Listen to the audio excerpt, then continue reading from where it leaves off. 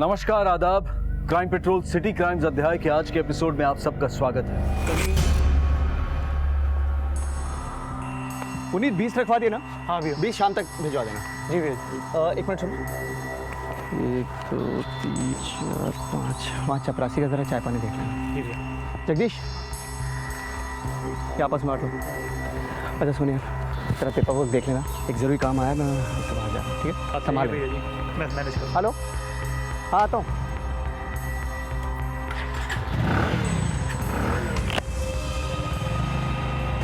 अच्छा भैया जी। लखनऊ की एक जानी मानी फार्मास्यूटिकल कंपनी के मेडिकल रिप्रेजेंटेटिव प्रवीण शर्मा की जिंदगी तेज रफ्तार से भाग रही थी। नजरिया और रवैया दोनों हवा से बातें कर रहे थे, लेकिन उसके बाद जो हुआ उसने पूरे लखनऊ शहर को सकते में डाल दिया।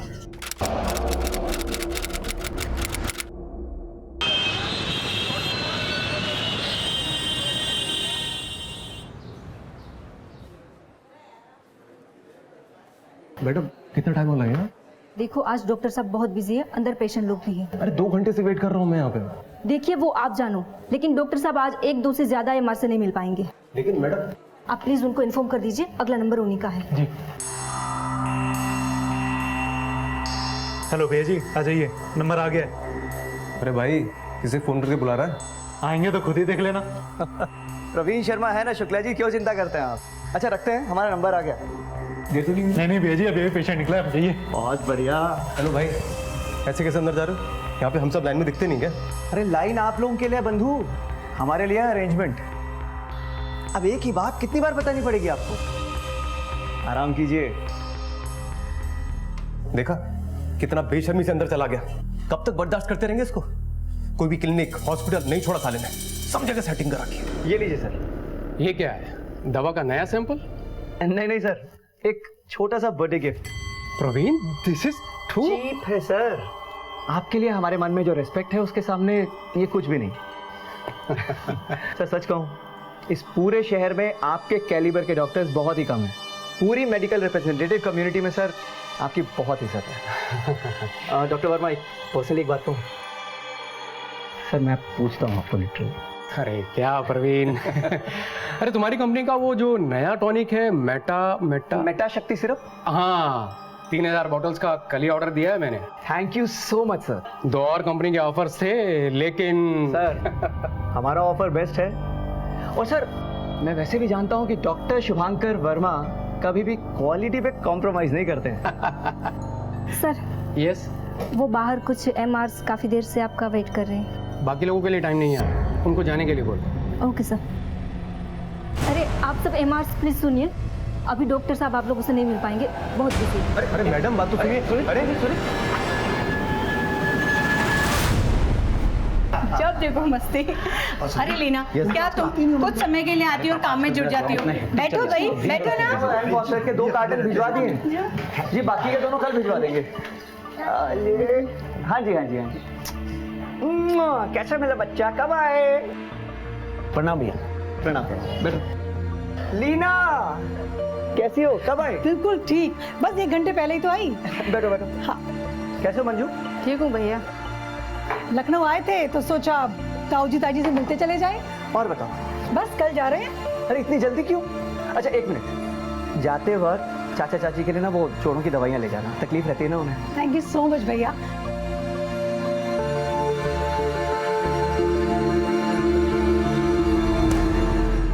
पापा, वक्त आ गया कि ये घर मेरे नाम पे कर दीजिए। क्या बोल रहे हो तुमने? वापस से घर मेरे नाम कर दो वाला ड्रामा शुरू कर दिया? मैं कोई ड्रामा नहीं कर रहा हूँ भैया, मुझे मेरे नाम पे घर चाहिए बस। ये घर पापा का है, अगर कभी भी इसका बंटवारा होगा तो दोनों भाइयों में बराबरी का होगा। पहले भी कह चुका हूं तुम्हें। क्या तुम दोनों फिर से घर का झगड़ा लेके बैठ गए? हाँ माँ प्लीज, मैं यही बात करने के लिए तुम्हारे पास आया था। पापा, आप ये घर मेरे नाम पे क्यों नहीं कर रहे? अरे 8 साल की बच्ची है, बीबी है, जिम्मेदारियां है मेरे पे। भैया, आपके पास तो आपका प्लॉट है ना, तो आप बीच में क्यों अरंगा डाल रहे हो? उस प्लॉट का नाम मत लेना तुम, मेरी मेहनत की कमाई का प्लॉट है वो। मैं भी देखता हूँ कैसे करवाते हो ये घर तुम अपने नाम। कल ही रजिस्ट्री करवाता हूँ इसकी मैं। पापा, मैं भी वापस इलाहाबाद जा रहा हूँ, लेकिन याद रखिए किसी भी कीमत पे ना ये घर मैं लेके रहूंगा, बस। सुधीर मेरी बात सुन, बात सुनो समझाओ ना इसे। मंजू, नहीं, मंजू रुको। नहीं पापा, है ना प्लीज, है ना। अब पांडे जी नई दवाइयों के भी 2 कार्टन भिजवा रहा हूँ आपके लिए। Most welcome, most welcome. Praveen भाई, कहिए धीरज भाई। ये लीजिए, इस बार पूरे 3.5 लाख का माल बिका है आपका। ये आपके लिए। अरे प्रवीण भाई, इसकी क्या जरूरत थी? अरे रखिए ना, आप ही से तो कमाते हैं और अपना प्रॉफिट हम लिमिटेड रखते हैं अपने खास क्लाइंट से। रखिए। Thank you. और हाँ, एक बात और, अगली बार सेल्स डबल होनी चाहिए। हाँ हाँ, क्यों नहीं। प्रवीण भाई, सुना है अब तो आप अपनी दुकान खुद खोल रहे हैं? हाँ सुना तो मैंने भी। सही सुना है आपने, प्लॉट आ गया है। अरे वाह। भाभी को नमस्ते बोलिएगा।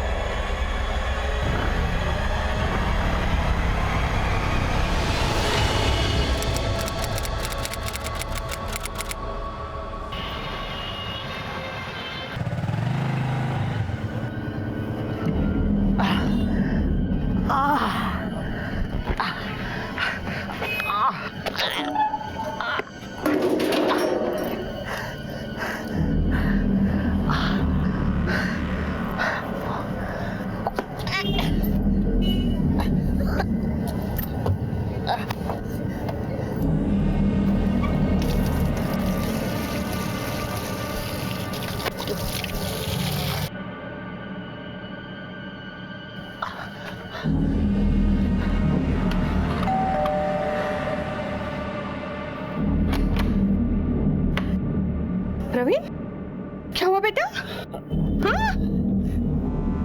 ये कपड़े मैले, ये अरे क्या? नहीं नहीं माँ, कुछ नहीं, वो जरा मेरी मोटरसाइकिल एक गाड़ी से टकरा कर स्लिप हो गई। हल्का सा गिर गया था, ज्यादा कुछ नहीं। हाँ, अरे क्या हल्का सा, पूरे कपड़े खराब हुए और ये चोट भी लगी। बताओ मुझे क्या? माँ हल्की सी लगी है। हाँ मैं सच कह रहा हूँ, लेकिन ज्यादा कुछ नहीं है, यकीन मानिए। मैं ऊपर जाके बाम लगा लूंगा। हाँ?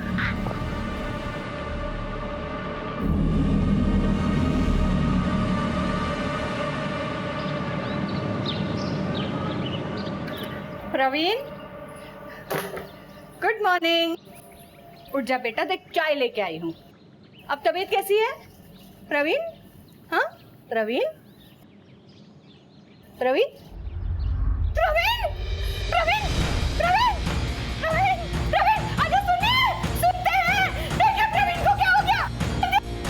प्रवीण, प्रवीण, बेटा, बेटा ये क्या हुआ बेटा? प्रवीण, अरे देखिए ना क्या हुआ, देखिए कितना खून निकल रहा है। आपको कीजिए ना, प्रवीण उठ जा।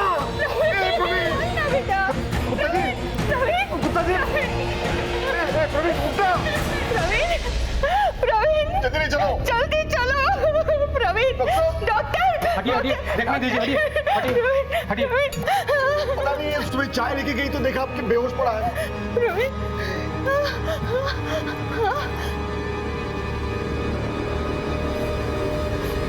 प्रवीण, हाँ डॉक्टर, सब ठीक है ना? प्रवीण की तो डेथ हो गई। क्या कर रहे हैं आप?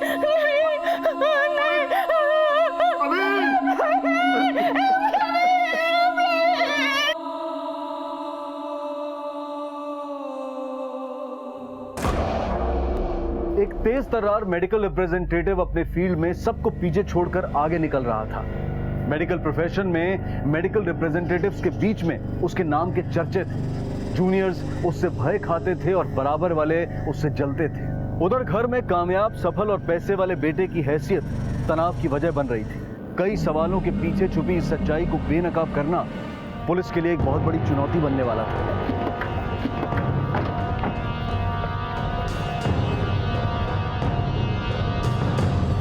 डेड ऑन अराइवल था सर। प्रवीण के यहाँ आने से 4 घंटे पहले ही इसकी मौत हो चुकी थी, अंदाजन रात 2 से 4 के बीच। मौत की वजह? सर डिटेल्स तो पोस्टमार्टम रिपोर्ट के बाद ही पता चलेगी। हाँ, बॉडी पे ये मारपीट के निशान मिले हैं। ऑर्गन हेमरेज से इंटरनल ब्लीडिंग हुई है। लगता है प्रवीण के साथ बुरी तरह मारपीट हुई है।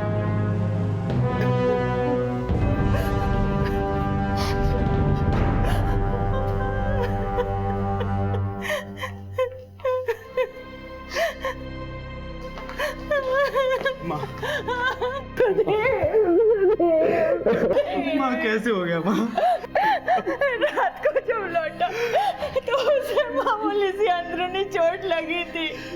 मैंने पूछा भी तो बोला मेरी बाइक की किसी गाड़ी से टक्कर हो गई थी और मैं गिर गया। आपके बेटे ने कुछ जिक्र किया था कि उसकी बाइक किससे टकराई थी?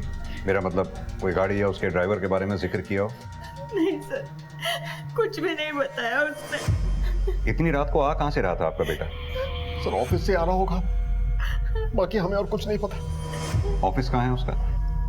ये ग्रीन रोड फार्मेसी, तिलक मार्ग। आपके बेटे का ऑफिस में किसी से कोई लड़ाई झगड़ा या डिस्प्यूट, या घर परिवार आस पड़ोस में किसी से कोई झगड़ा? डॉक्टर के मुताबिक आपके बेटे के शरीर पे मारपीट के निशान। ऐसी कोई बात नहीं थी सर, उनका किसी से कोई झगड़ा नहीं था। वो तो एक सक्सेसफुल एमआर था। आप कौन? सर मैं उनका छोटा भाई सुदीप, इलाहाबाद रहता हूँ सर, अभी आया हूँ वहां से। प्रवीण के ऑफिस का नंबर मिल सकता है ना? सर नंबर तो मुझे याद नहीं है, वो उसके मोबाइल में था सर। हाँ मोबाइल उसके साथ नहीं था, ढूंढा लेकिन नहीं मिला। कॉल लगा रहे तो स्विच ऑफ बता रहा है।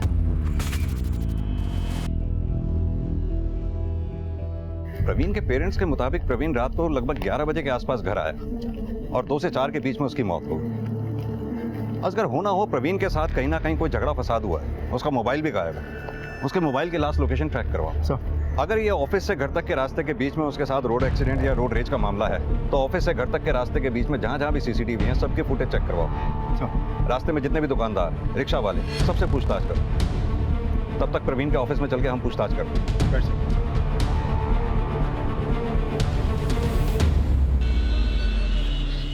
कल प्रवीण इधर सुबह ही आया था, हाजिरी लगाई और फील्ड पे चला गया। शाम में इधर लौटा ही नहीं। प्रवीण के ऑफिस में किसी से कोई दुश्मनी या कोई इशू या कोई अनबन? अरे नहीं सर, बहुत होनहार था वो। समझ लीजिए लखनऊ शहर में उसके जैसा एमआर बहुत कम होंगे। हमारे कंपनी का लाखों का कारोबार होता था उससे। फिर तो उससे जलने वाले भी बहुत होंगे। ये तो सर पेशे का दस्तूर है, मार्केट में जिसकी चलती है उससे जलने वाले तो होते हैं। तो प्रवीण की लाइफ में इस दस्तूर को कौन निभा रहा था? ये हम कैसे बता सकते हैं सर? वैसे सर एक लड़का है अपना पुनीत, प्रवीण के साथ फील्ड पे काम करता था, वो शायद आपकी कोई मदद कर सके। सर जलने को तो सारे जलते थे भैया जी से, अकेले दम पे हजारों लाखों का कारोबार था उनका सर। कोई भी हॉस्पिटल बोलो, कोई भी डॉक्टर, हर जगह चलती थी सर उनकी। सर पूरे लखनऊ शहर में भैया जी जैसा हमारा कोई नहीं था सर। सर हम तो सिर्फ लाइन में लगने का काम किया करते। भैया जी की कृपा दृष्टि से हमारा भी घर चल जाता था।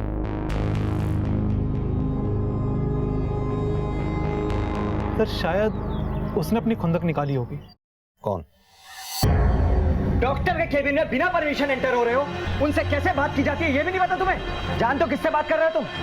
डॉक्टर शुभांकर वर्मा है ये, शहर के लीडिंग कार्डियोलॉजिस्ट। अरे मेडिकल रिप्रेजेंटेटिव बनने के लायक नहीं हो तुम। तुम्हारे जैसे एमआर की वजह से पूरी की पूरी एमआर कम्युनिटी बदनाम होती है। तूने थप्पड़ मार के अच्छा नहीं किया और तुझे छोड़ूंगा नहीं मैं। निकलो, एक भी कौन था वो?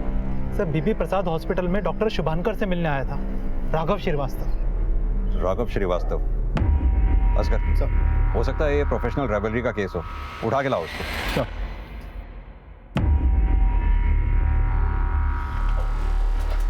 सिर्फ झगड़ा हुआ था, उसकी वजह से तुझे नौकरी से निकाल दिया गया था, क्योंकि तुझे ये लगता था कि जब तक वो रहेगा तब तक तेरा काम कभी नहीं बनेगा। इसलिए मौका लगते ही तूने उसे रास्ते से हटा दिया। सर उसने पूरा मेडिकल मार्केट कैप्चर कर रखा था सर, सब जगह सेटिंग थी उसकी। उसके आदमी पहले से नंबर लगा के रखते थे उसका। सर मैं उससे बहुत परेशान था, लेकिन सर भगवान की कसम मैंने उसे नहीं। ये तेरा ही मोबाइल है ना? इस फोन में उस लोकल गुंडे का नंबर क्या कर रहा है? सुपारी दी थी ना उसे? ले भैया तेरा resignation letter. Sir please sir एक बार मौका दीजिए ना सर। जाओ जाके कुछ सीखो उस प्रवीण शर्मा से। ग्रीन डॉट फर्मा को नंबर 1 बना दिया है उसने पूरे लखनऊ के अंदर, और तेरे जैसे नालायक एमआर जिसकी वजह से कंपनी का बट्टा बैठ गया है। जा भाई जा।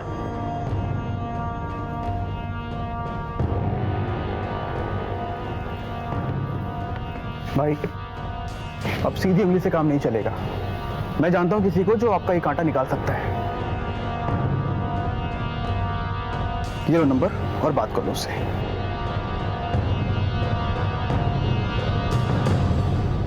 और ये प्रवीण के इतने सारे वीडियोस तेरे फोन में क्या कर रहे हैं? नजर रख रहा था उस पे?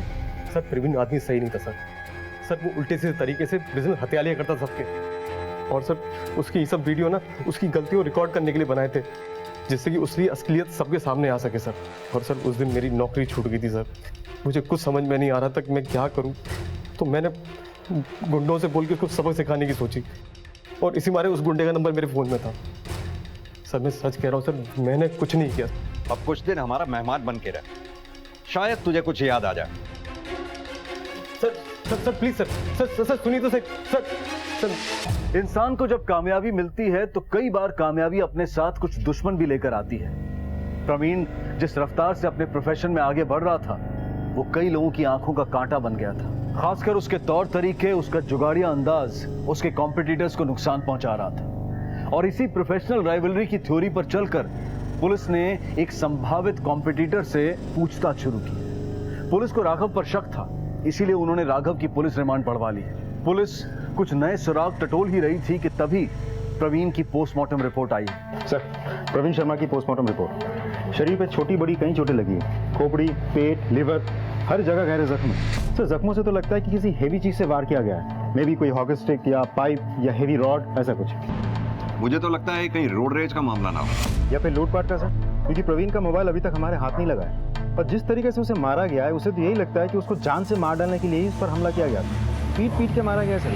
एक बात और है असगर, अगर विक्टिम एमआर था और उसे इतनी चोट लगी थी तो फिर उसने हॉस्पिटल या किसी डॉक्टर से कंसल्ट क्यों नहीं किया? पुलिस में कंप्लेंट क्यों नहीं लिखवाई? क्या छिपाना चाहता था? सर यहाँ एक चौंका देने वाली बात भी है। हमले से कुछ देर पहले सेक्सुअल एक्टिविटी यानी कि यौन संबंध हुआ है। अगर उसका किसी से रिश्ता था तो हो सकता है ये सब उसी रिश्ते के चलते हुआ हो। असगर मुझे लगता है उसकी फैमिली से दोबारा बात करनी है। सर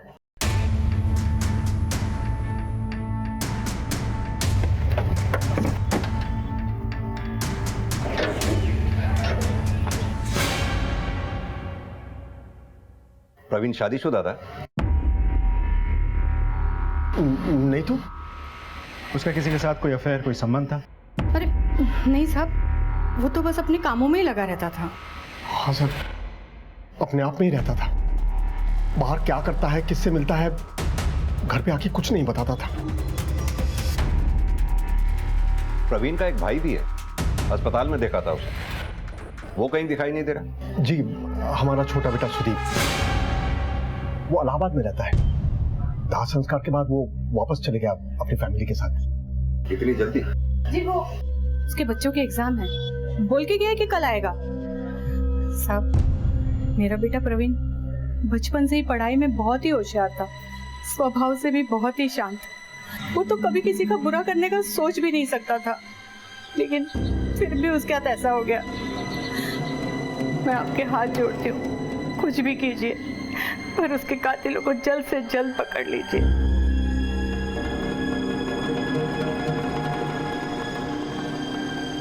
सर यहाँ से तो हमें कुछ खास नहीं मिला, और इस घर के लोग भी बहुत अजीब लगे मुझे। छुपा रहे हैं ये, देखा नहीं बात किस तरह से गोल कर दी इन लोगों ने। माँ बाप को अपने ही बेटे के बारे में कुछ नहीं पता, और 38 साल की उम्र में भी ना उसकी शादी हुई थी, ना किसी के साथ कोई संबंध था। लेकिन पोस्टमार्टम रिपोर्ट में तो सेक्सुअल एक्टिविटी का सबूत मिला है। किसी ना किसी के साथ कोई अफेयर है, कोई संबंध तो जरूर रहा होगा। और एक छोटा भाई है जो अपने ही भाई के मौत के अगले दिन घर से चला गया। असगर, इन पड़ोसियों से बात करते हैं, शायद इन्हें कुछ मालूम होगा। आओ। मेरे बाजू वाले मातुर साहब है ना, वो एक हफ्ते तक बीमार थे साहब। खानदान वाले, भाई बंधु सब उनको छोड़ के चले गए थे। लेकिन ये प्रवीण भैया थे ना, उन्होंने उनकी मदद की, इलाज कराया, उनको हॉस्पिटल लेके गए। अभी मातुर साहब को देखो, रोज मॉर्निंग वॉक पे जाते। प्रवीण भैया थे ना, बहुत ही हेल्पिंग नेचर के थे। वो शर्मा जी के देहांत के बाद उनके बच्चों के स्कूल की फीस प्रवीण भैया नहीं देती। बहुत अच्छे इंसान है। प्रवीण की शादी नहीं हुई? किसने कहा आपसे? लखनऊ सदर की लड़की थी उसकी बीवी, और अच्छा सा नाम था उसका, नेहा। अभी 4-5 साल पहले घर छोड़ के चली गई। साहब जब तलाक ही हो गया दोनों में, तो कहाँ रही शादी? पर यह बात आपने हमें पहले भी तो नहीं बताई, क्यों? तलाक क्यों हुआ था? बनती नहीं थी दोनों में। बनती नहीं थी मतलब? कुछ पूछा मैंने आपसे? कह रहा हूं ना साहब, नहीं बनती थी दोनों में। प्रवीण का किसी के साथ कोई रिश्ता था, या फिर आप लोगों ने दहेज की मांग की थी, या फिर फिलहाल उसका किसी के साथ कोई संबंध चल रहा था? अरे नहीं साहब, ऐसा कुछ भी नहीं था। बस काम में उलझकर वक्त नहीं दे पाता था वो अपनी बीवी को। आपकी बहू कहाँ रहती है? बाराबंकी।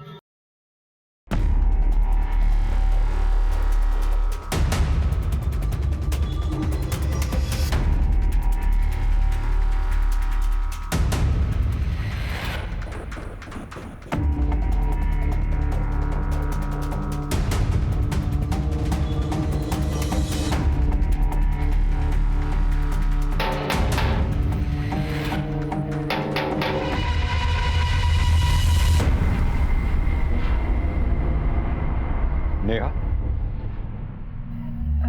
जी आपने बताया नहीं कि आप दोनों के बीच में ऐसा क्या हुआ था? बनी नहीं हम दोनों में। और आपने दूसरी शादी कर ली। ये बच्ची इसी शादी से है। उसके साथ किसी की कोई प्रॉब्लम, कोई दुश्मनी, कोई रंजिश? पता नहीं मुझे, पिछले 5 साल से हमारी कोई बातचीत नहीं है। आप दोनों के बीच 6 महीने में ही तलाक हो गया था। ऐसी क्या वजह रही थी? देखिए सर, प्रवीण अपने काम में बिजी रहते थे, मुझे टाइम नहीं देते थे, बस।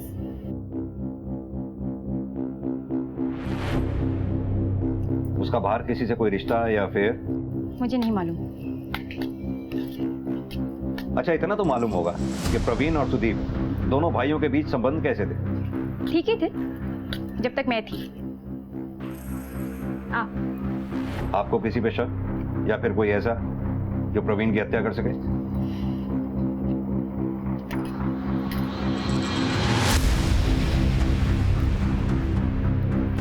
इस पे सर आप अपना नंबर लिख दीजिए, मुझे अगर किसी पे भी शक होगा तो मैं आपको जरूर इन्फॉर्म करूंगी।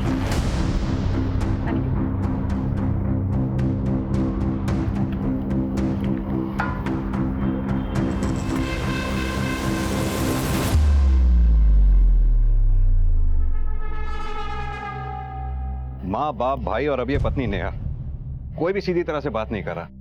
सब कुछ ना कुछ छुपा रहे हैं। बस कर पता लगाओ, कोई ना कोई तो ऐसा नजदीकी रिश्तेदार होगा जो इनके बारे में हमें बता सके।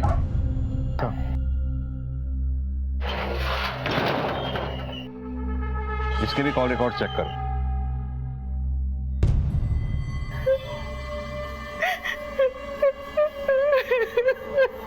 मेरा बच्चा,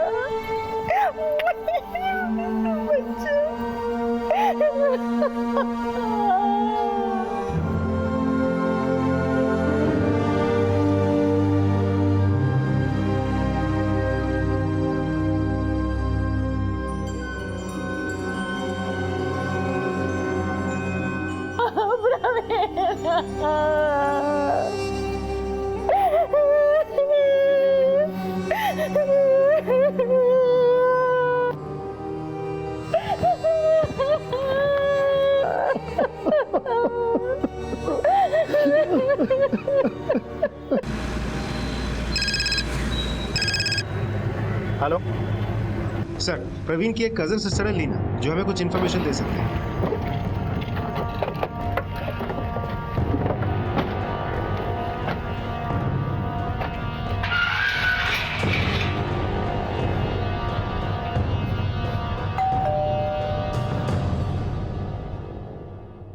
लीना जी सर, सुदीप और प्रवीण भाई के बीच शायद उनके घर को लेकर कुछ प्रॉब्लम चल रही थी। कितने दिन पहले की बात है ये? प्रवीण भाई की डेथ से 1 रोज पहले। तब सुदीप लखनऊ में था? जी हाँ कौन सी प्रॉपर्टी के बारे में बात चल रही थी? सर, आई थिंक जिसमें वो लोग रहते हैं, और इसके अलावा एक और प्लॉट है, क्योंकि सुदीप उसी की वजह से बहुत उबल रहा था। एक बात बताइए, ये प्रवीण और नेहा के बीच तलाक होने की वजह क्या थी? पूरे परिवार में आज तक ये कोई नहीं पता कर पाया कि उनकी शादी क्यों टूटी। लेकिन हाँ, एक बात जरूर है, प्रवीण भाई थे बहुत अच्छे। ये लीना के मुताबिक प्रवीण और सुदीप में प्रॉपर्टी को लेकर कुछ झगड़ा चल रहा था। ये प्रवीण का भाई सुदीप मुझे कुछ ज्यादा ही होशियार लगता है। एक काम करो, इनकी प्रॉपर्टीज के बारे में पता लगाओ, क्योंकि इनसे पूछताछ करने से पहले हमारे पास इनकी प्रॉपर्टी की जानकारी होना बहुत जरूरी है। सर, प्रवीण की कॉल रिकॉर्ड्स आ गई है। प्रवीण ने आखिरी कॉल डॉक्टर त्रिपुरारी सक्सेना को किया था। उसके दोनों मोबाइल आजाद नगर रोड पर बंद हुए हैं। और बाकी के नंबर्स? 2 हॉस्पिटल और 3 मेडिकल शॉप है। एक एक नंबर को अच्छी तरह से खंगालो। Okay sir. Asgar, technical team की मदद से प्रवीण के फोन के बंद होने की एग्जैक्ट लास्ट लोकेशन ट्रेस करो, शायद वहां से कुछ मदद मिले। Yes sir.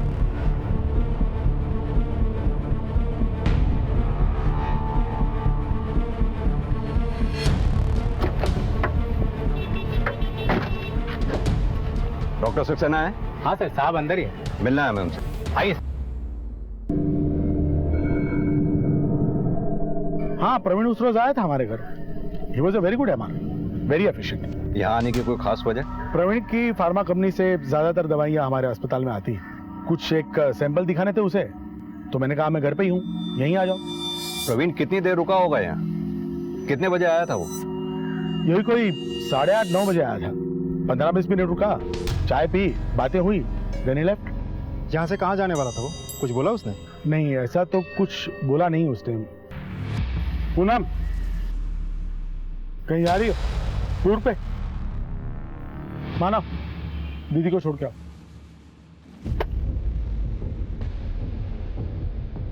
आपकी बेटी?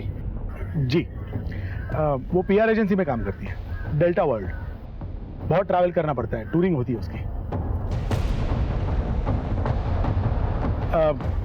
मुझे भी भोपाल निकलना है एक कॉन्फ्रेंस के लिए, तो मैं परसों लौटूंगा। मेरा नंबर तो आपके पास है ही, कोई भी हेल्प चाहिए तो you can call me. Thank you doctor साहब, जरूरत पड़ी तो दोबारा तकलीफ देंगे आपको।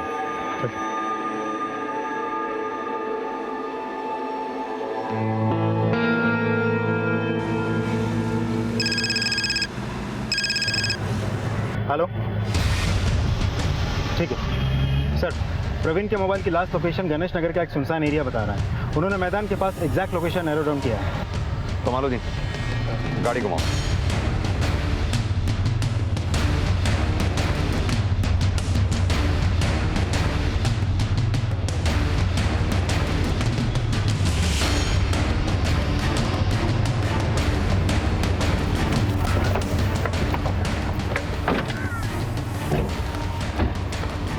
सर लोकेशन तो लगभग यही है। पूरा इलाका अच्छी तरह से देखो। Okay sir.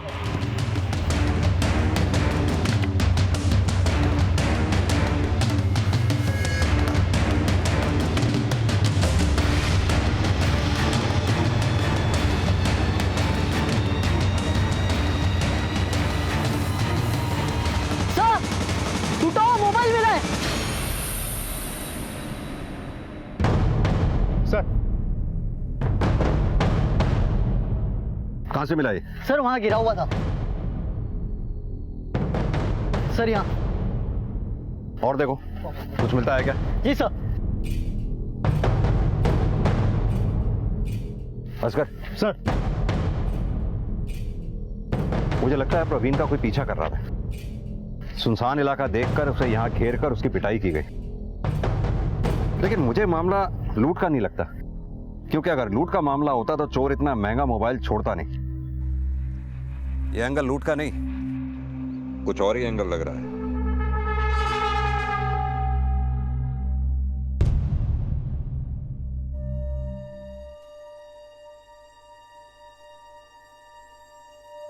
मुझे माफ कर दो माँ। सुदीप ने ये घर छोड़कर तुम्हें दुख दिया और मैं साथ रहकर तुम्हें दुख दे रहा हूं। एक अच्छा बेटा होने का फर्ज पूरी तरह नहीं निभा पाया मैं। मुझे माफ कर देना।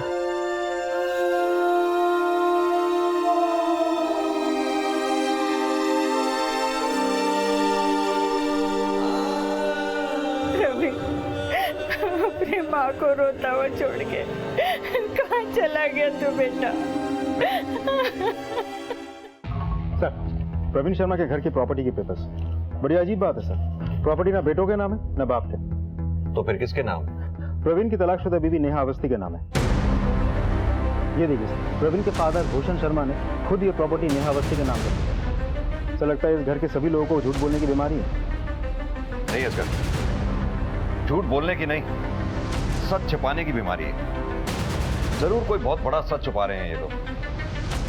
लीना ने भी किसी प्लॉट का जिक्र किया था। और इसके अलावा एक और प्लॉट है, क्योंकि सुदीप उसी की वजह से बहुत उबल रहा था। सर प्लॉट का तो प्रॉपर्टी रजिस्टर के ऑफिस में कोई रिकॉर्ड नहीं है, लेकिन मैंने यहाँ के सभी रियल एस्टेट एजेंट्स के ऑफिस में जाके छानबीन करवाई।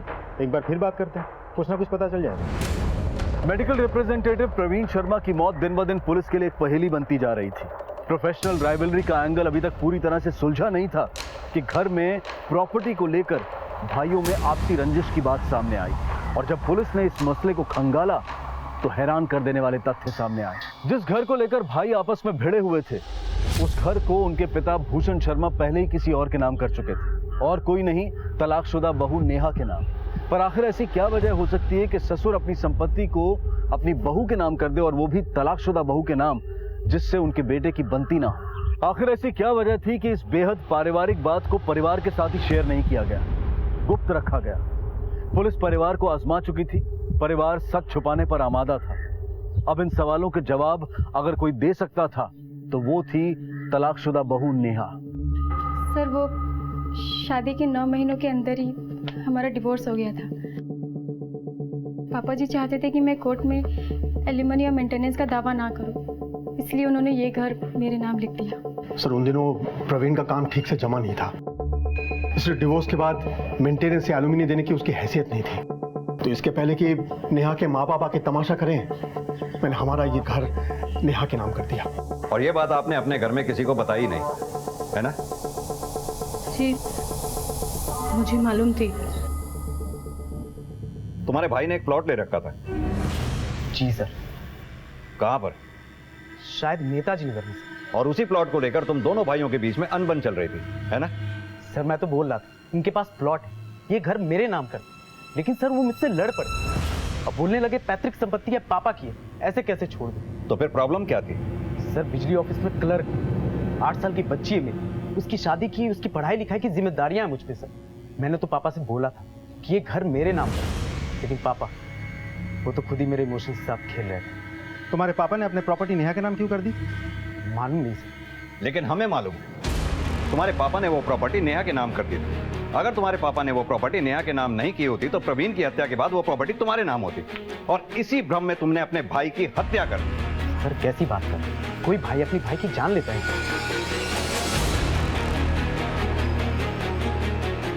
सर, सुदीप का क्या करना है? इस सुदीप का वारंट निकलवाओ। मुझे लगता है प्रवीण की हत्या इस प्रॉपर्टी को लेकर ही हुई है, और ये भी हो सकता है कि सुदीप को मालूम ही ना हो कि ये प्रॉपर्टी उसके बाप के पास रह ही नहीं गई, और हो सकता है इस भ्रम में उसने अपने भाई का सफाया कर दिया हो। उधर घर नेहा के नाम हो चुका है, हो सकता है ये बात प्रवीण को ना मालूम हो, नहीं तो इस प्रॉपर्टी को लेकर वो अपने भाई सुदीप से झगड़ता नहीं। मतलब बाप ने बिना बेटों को बताया प्रॉपर्टी अपनी बहू के नाम कर दी, वो भी उस बहू की जो तलाक ले रही थी। लेकिन क्यों? अपने बेटे को एलुमिनी और मेंटेनेंस से बचाने के लिए? या फिर कहीं ऐसा तो नहीं कि ससुरी अपनी बहू के साथ किसी कुकर्म में इन्वॉल्व था, जिसका खामियाजा पहले घर के रूप में और फिर प्रवीण के मौत के रूप में सामने आया? हो सकता है। इस केस में और भी बहुत सी बातें चल रही हैं असगर। इस प्रॉपर्टी के बारे में पता लगाओ, और हाँ, प्रवीण के ऑफिस जाकर उसके बैंक अकाउंट और बैलेंस का हिसाब लो। सर, ये देखिए सर, प्रवीण शर्मा के अकाउंट डिटेल्स, सारे इंसेंटिव्स मिला के 12 से 15 लाख की ऑफिशियल आमदनी थी उनकी। अच्छा किशोर जी, आमतौर पे एक एमआर की सैलरी कितनी होती होगी? सर, वैसे एमआर की एक सैलरी होती है और उसके साथ उसका कमीशन होता है। बहुत से एमआर ऐसे वैसे करके पैसे कमाते हैं, पर प्रवीण बहुत ही ईमानदार था और बहुत ही सक्सेसफुल भी था। ऐसा भी तो हो सकता है कि उसने किसी और तरीके से पैसे कमाए हो। ये तो मुझे नहीं पता, पर 2 या 3 बैंक में उसके अकाउंट जरूर थे, वहां पर आप देख सकते हैं। सर, प्रवीण शर्मा की सारी डिटेल्स। तुम बात करो उनसे। भूषण शर्मा ने कहा था कि उसके बेटे प्रवीण शर्मा की एलुमिनी देने की हैसियत नहीं थी। इसका मतलब वो सरासर झूठ बोल रहा था हमसे। Yes sir. क्या नेहा भूषण शर्मा को धमकी दे रही थी, जो उसे शांत करने के लिए भूषण ने अपना मकान उसे तोहफे में दे दिया? ये नेहा किस बात से भूषण शर्मा को इतना डराए हुए थी? सर, ये प्रॉपर्टी डीलर है, बता रहे थे कि 4 रोज पहले इनसे प्रवीण मिलने आया था। सर, प्रवीण जी आए थे मेरे पास, एक प्लॉट है उनके पास, उसका रजिस्ट्री और ट्रांसफर करवाना था सर।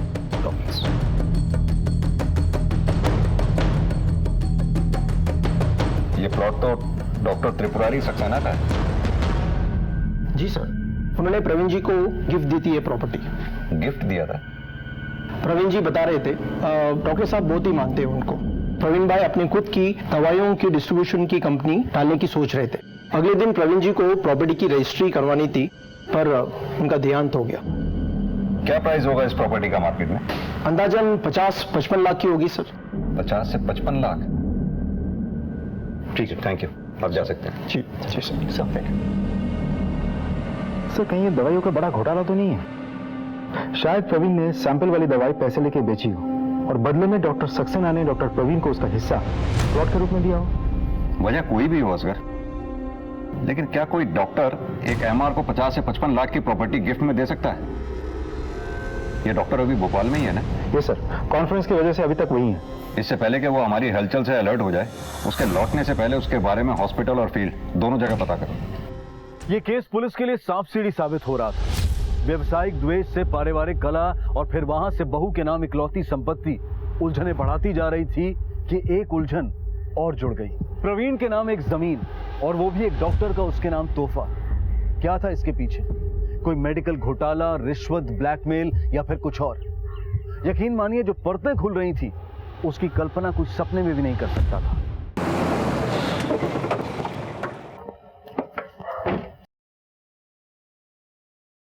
इस पे साइन करा के मुझे बताना। सर डॉक्टर के खिलाफ तो ऐसी वैसी कोई भी बात पता नहीं चली। यहाँ के लोगों का कहना है कि मेडिकल सर्विस में डॉक्टर सक्सेना की इंप्रेशन बहुत अच्छी है। तो फिर इस प्लॉट का चक्कर क्या है? अगर डॉक्टर सक्सेना ने वो प्लॉट किसी बाहर वाले को दिया था तो ये बात उसके फैमिली मेंबर्स को भी पता होनी चाहिए।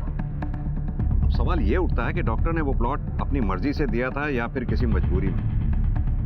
ये डॉक्टर की एक बेटी भी है ना, और प्रवीण अपनी मौत से पहले आखिरी बार डॉक्टर के घर गया था। अगर हो ना हो ये प्रवीण की हत्या की गुत्थी उस डॉक्टर से जुड़ी है। कहीं ऐसा तो नहीं प्रवीण शर्मा का अफेयर उस डॉक्टर की बेटी से चल रहा था? तुमने नोटिस किया जिस दिन हम डॉक्टर के घर गए थे उस दिन उसकी लड़की अपने परिवार वालों से कुछ उखड़ी उखड़ी सी थी। कहीं आ रही हो टूर पे? क्या नाम बताया था डॉक्टर ने उस कंपनी का जहां उसकी बेटी काम करती है? Sir delta high class.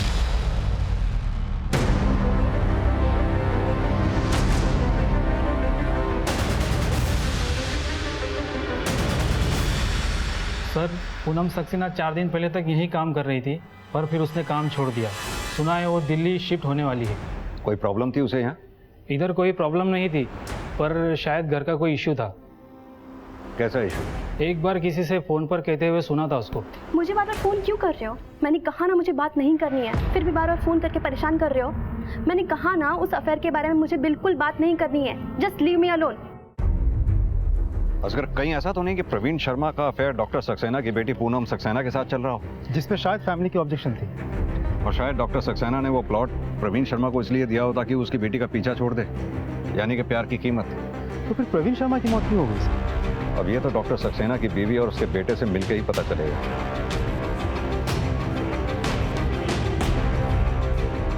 पापा ने प्रवीण को प्लॉट दिया था? मुझे नहीं मालूम इस बारे में सर। सर आप एक काम कीजिए, कल पापा आ जाएंगे, आप उनसे ही पूछ लीजिए। अच्छा एक बात बताइए, आपकी बहन पूनम जो दिल्ली शिफ्ट हो गई, दिल्ली जाने की कोई खास वजह? उधर शायद बेहतर काम था और अच्छी सैलरी भी थी। उसके ऑफिस वालों ने बताया कि पूनम किसी बात को लेकर टेंस थी। क्या बात है, कोई अफेयर, कोई चक्कर ऐसा कुछ? नहीं तो उसने हमें कभी नहीं बताया। और ये डॉक्टर साहब ने जो प्लॉट सॉरी, प्लॉट के बारे में आप डॉक्टर साहब से ही बात कीजिए, हमें उसके बारे में कुछ नहीं पता।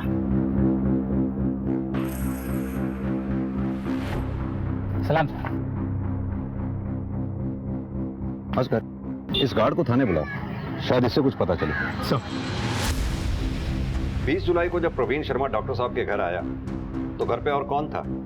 उस रोज बड़ी मैडम अपने बड़े भाई के घर भाभी से थी और पूनम दीदी भी घर पे नहीं थी। और डॉक्टर साहब का बेटा? माना भैया बाद में आए थे। प्रवीण शर्मा घर पे कितनी देर तक रुका था? ये 2 घंटे रुके थे। उस दौरान तुमने घर में से कोई आवाज आते सुनी थी? कोई लड़ाई झगड़ा या किसी तरह की बहस की? नहीं साहब, ऐसा कुछ नहीं था।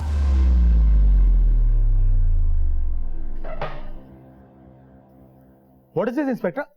मुझे यहाँ पे इस तरह से क्यों लाया गया है? I am not a criminal. आपने हमें बोला था कि उस रात प्रवीण आपके घर पर 15 से 20 मिनट रुका था। हाँ तो? आप झूठ बोल रहे हैं डॉक्टर साहब। आपके चौकीदार से बात हो गई हमारी। प्रवीण उस रोज वहां 15 से 20 मिनट नहीं, 1.5 से 2 घंटे था। What rubbish? वो बकवास कर रहा है। He's talking nonsense. अच्छा छोड़िए, ये बताइए कि आपने ये प्लॉट प्रवीण को गिफ्ट में क्यों दिया था? थोड़ा दिमाग पर जोर डालिए डॉक्टर साहब। वो मुझे ब्लैकमेल कर रहा था। किस बात के लिए? अच्छा, तो आपकी बेटी का नहीं, मेरी बेटी को इसमें मत घसीटिए।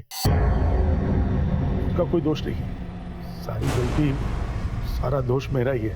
दरअसल मैं प्रवीण को चाहता था। मतलब? पिछले 6-7 साल से हमारे रिलेशन थे। हमारे अफेयर के कारण ही प्रवीण और नेहा की शादी टूट गई। शुरुआत में सब कुछ ठीक था, लेकिन फिर वो मुझे ब्लैकमेल करने लगा। मुझे कहता था कि अगर मैंने उसकी डिमांड पूरी नहीं की तो हमारे अफेयर के बारे में सबको बता देगा। हर बार नई डिमांड्स खड़ी होती थी उसकी, यहाँ तक कि मैंने ये प्लॉट भी उसके नाम कर दिया। फिर भी उसने ब्लैकमेल करना चालू रखा। इसलिए मैंने उस रात उसका पीछा किया और मैं उसे मारना नहीं चाहता, सिर्फ डराना चाहता था कि ताकि वो मुझे ब्लैकमेल ना करे। उसे चोट ज्यादा लग गई और इंटरनल इंजरी के कारण उसकी डेथ हो गई।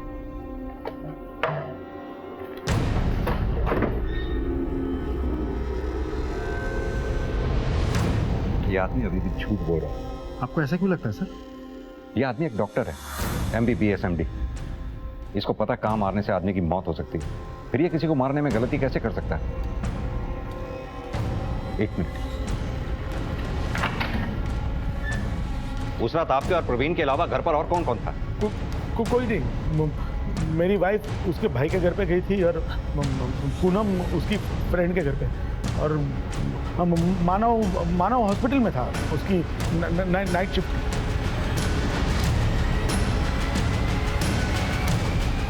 ये आदमी अब भी झूठ बोल रहा है, क्योंकि चौकीदार ने कहा था कि उस रात प्रवीण के पीछे पीछे मानव अपनी गाड़ी से निकला था और उसके बाद ये डॉक्टर अपनी गाड़ी से निकला। उस मानव को उठा के लाओ, सारा सच सामने आ जाएगा। सर,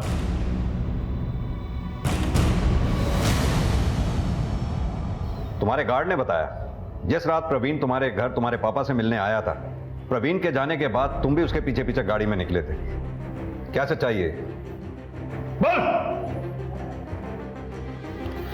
सर, हम सब परेशान हो चुके थे पापा की हरकतों से। पिछले 6 सालों से चल रहा था पापा और प्रवीण का रिश्ता। मम्मी ने तो पापा से बात करना ही छोड़ दिया था, और पूनम दी इसीलिए अपना जॉब छोड़ दिया था और दिल्ली शिफ्ट हो गई थी। पर मैं तो घुट रहा था। बरसों से वो आदमी हमारे घर आए दिन आता, और उस वक्त मम्मी घर से निकल जाती, और फिर पापा और प्रवीण मम्मी के बेडरूम में जाकर, अब तो पापा अपनी प्रॉपर्टी तक उस पर लुटाने लगे थे। वो जमीन पापा ने मेरे क्लिनिक के लिए रखी थी, लेकिन वो भी उसने उस कमीने को गिफ्ट कर दी। अब पानी सर से ऊपर हो गया था, इसलिए उस रात मैंने प्रवीण का पीछा किया और रास्ते में उसे एक जगह रोक लिया।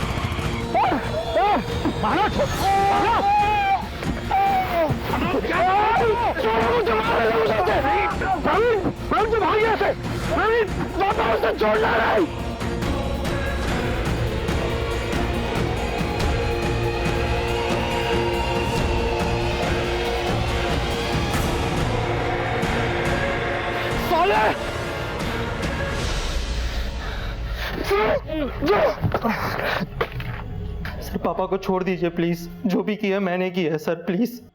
अगर कानून हाथ में लेने की बजाय तुमने पुलिस से मदद ली होती तो आज ये दिन नहीं देखना पड़ता तुम्हें।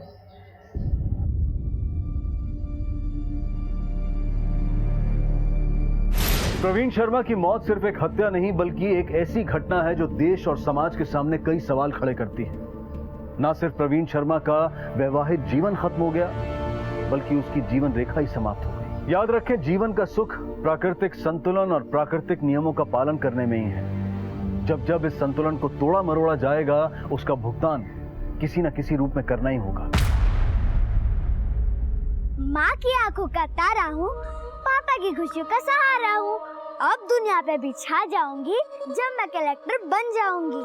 जो कोई ना कर सका वो कर दिखाऊंगी। दुनिया अपनी मुट्ठी में लाऊंगी। दरोगा अफसर होंगे आगे पीछे जब मैं कलेक्टर बन जाऊंगी। जय हिंद।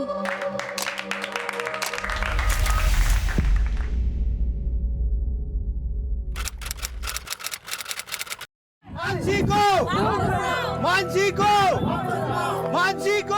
कलेक्टर बनने का सपना देखने वाली 10 वर्षीय मानसी ओझा 2 मई की रात को शिवपुरी बिहार से लापता हो गई। हर लापता बच्चे की एक दिल दहला देने वाली कहानी होती है, लेकिन मानसी ओझा के साथ आखिर क्या होने वाला था?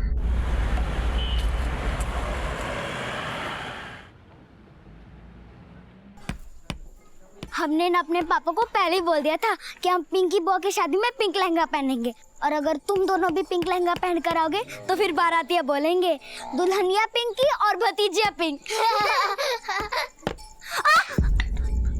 क्या भैया, अगर हमें चोट लग जाता तो हमारे केशव चाचा ना तुम्हें उल्टा लटका देते और हमारे पापा तुम्हें 1/2 कर देते, और अगर तुम्हें हमारी बुआ के शादी में भोज खाना है ना तो फिर ध्यान से आ चला भैया।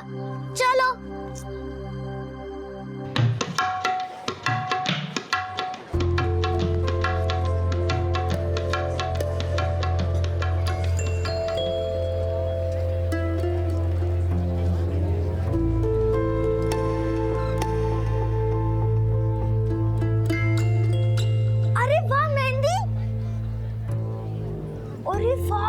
कितनी अच्छी मेहंदी है, वो हमें भी लगवानी है आपके जैसे मेहंदी। बुआ प्लीज, देखिए हमारे तो छोटे छोटे हाथ हैं, जल्दी हो जाएंगे। बुआ प्लीज प्लीज। क्या परेशान कर रही हो हमको, जाओ यहाँ से। ठीक है, अगर आप हमें मेहंदी नहीं दोगे ना तो फिर हम जाके पापा को बोल देंगे। अब मानसी सुन, ये ले मेहंदी ले, ये ले। पर ये तो एक है, हम तो 3 हैं, 2 और।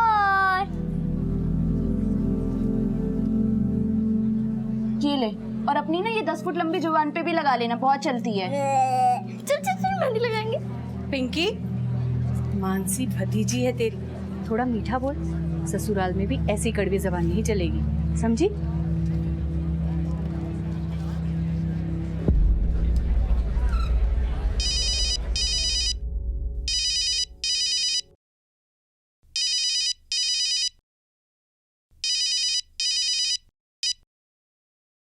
क्यों हमारा जिंदगी बर्बाद करना चाहते हो? हमने तुमसे कहा ना, कुछ नहीं हो सकता। क्यों कुछ नहीं हो सकता? तुम एक बार कोशिश तो करो। अब कोई कोशिश काम नहीं आएगा, सब कुछ भूल जाओ। ऐसे कैसे भूल जाएं? इतना आसान होता है क्या? आसान नहीं है जानते, पर इसके सिवा कोई और रास्ता भी नहीं है। हाँ पर मैं... क्यों हमारा घर उजाड़ना चाहते हो तुम? अगर मानसी के पापा को पता चला ना तो जान ले लेंगे, हमारी भी और तुम्हारी भी।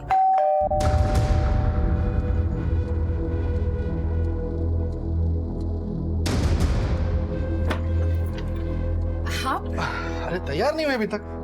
हम तुमको बोले थे फोन करके कि तैयार है, नानन की शादी है तुम्हारी, ऐसे ही आओगे क्या? नहीं, बस तैयारी हो रहे थे। हम भी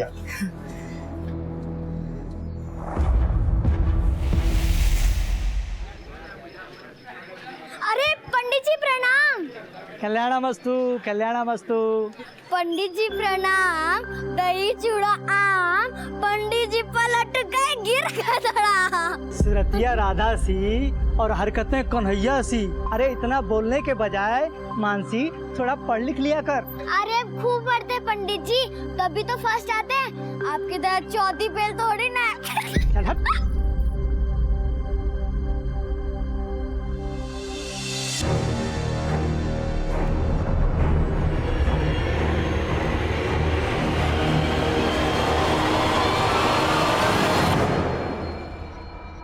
जी जी, भोज करके जाइएगा। हाँ, ओहो हो, आ गए बड़े लोग, मिल गई फुर्सत दोनों को। सदा सुहागन रहो। अरे ये साड़ी तुमने रत्तू की दुकान से ली है क्या? जी चाची जी, बड़ी फब रही है तुम पे। अच्छा, हम जरा दुल्हन से मिलकर आते हैं। हाँ? जाओ जाओ। माफ करना चाची, सुबह के भोज के लिए आ नहीं पाए, स्कूल में जरूरी काम आ गया। अरे नहीं नहीं नवल, काम पहले बेटा, पर देखो रात का भोज करके ही जाना। हाँ, अरे भैया प्रणाम। प्रणाम प्रणाम प्रणाम प्रणाम। कैसी चल रही शादी की तैयारी है? भैया तैयारी तो चल रही है, अब बस सब अच्छे से हो जाए। अरे सब अच्छा ही होगा, हमें ना। ये लो, ये 2 लाख रुपया। ये इसका क्या जरूरत? अरे पिंकी हमारी बहन है, चचेरी है तो क्या हुआ, बहन तो है। हाँ, उसकी शादी में कोई कमी नहीं आनी चाहिए। अरे ले ले रत्तू, कर्ज नहीं फर्ज है ये। आज पिंकी की शादी में ये अपना फर्ज निभा रहा है, कल मानसी की शादी में तुम दोनों ये फर्ज निभाओगे, समझे? अरे चाची जी, मानसी कहाँ है? कहीं दिखाई नहीं दे रही। वो तो 3 घंटे पहले ही चली गई थी। निकल गई? कहाँ? घर जा रही हूँ बोली। अरे वाह बिटिया, बड़ी प्यारी मेहंदी लगी तेरी। अरे चिरमिरी, यहाँ क्या हुआ? कहाँ जा रही है रे उछलती कूदती? रात का भोज खा के जाना। नहीं दादी, हम रात को ना एकदम सज धज के मम्मी के साथ आएंगे। अभी मुझे घर पे जाके अपना होमवर्क करना है। पर घर तो पहुंची नहीं वो। अरे भाभी आप चिंता मत कीजिए, अपने दोस्तों के साथ आई थी, उन्हीं के घर खेल रही होगी। हाँ सही बात है। चल तू हम जाके देख के आते हैं। और केशव तू बहुत संभाल। चल चल चल चल। अरे उषा, चिंता मत कर बेटा, अपनी चिरमिरी कहीं टिकती है क्या? कर रही होगी कहीं उछल कूद, आ जाएगी। हाँ चिंता मत करो। पर अपना होमवर्क छोड़ के खेलने जाए, ऐसे नहीं है मेरी मानसी।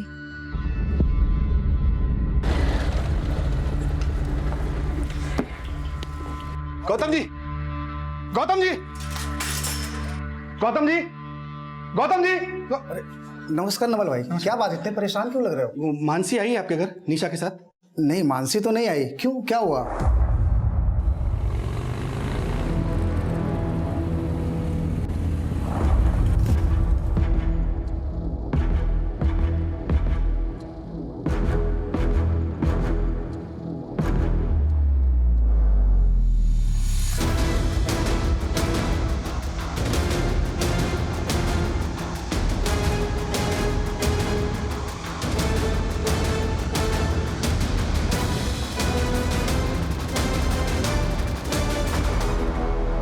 कोई नहीं है, जरूर उसे कोई उठाकर ले गया है। चाची जी, कौन ले गया होगा मेरी बच्ची को?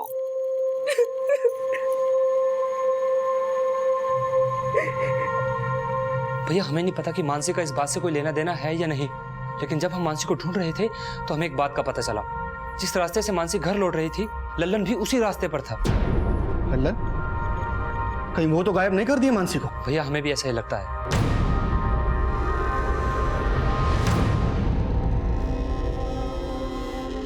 आपकी बेटी मानसी की उम्र कितनी है? सर सिर्फ 10 साल की है। आज हमारी चचेरी बहन की मेहंदी की रस्म थी। 5 से 6 बजे वो हमारे घर की तरफ आने के लिए निकली, लेकिन घर ही नहीं पहुंची सर। आप उसकी फोटो लाए? हाँ। नाम मानसी, उम्र 10 साल, रंग गोरा, लाल रंग की ड्रेस पहनी हुई लड़की ने। आपने अपने घर के आसपास या दोस्तों से पता किया? सर सब जगह पता किया, लेकिन कहीं कुछ पता नहीं चला। सर हमें लगता है ये काम उस लल्लन का ही है, उसी ने गायब किया मानसी को। लल्लन कौन? एक नंबर का बदमाश है सर, वो पहले भी हमारी बहन पिंकी को परेशान कर चुका है।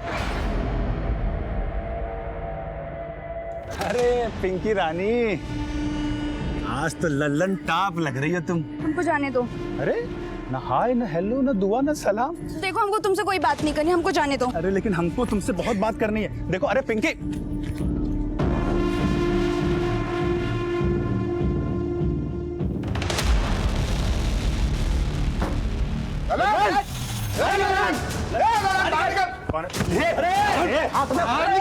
उसके खिलाफ कंप्लेंट भी करना चाहते थे, लेकिन लल्लन के पिताजी ने विनती की। शर्मिंदा होकर उन्होंने खुद पिंकी से लल्लन को राखी बंधवाई।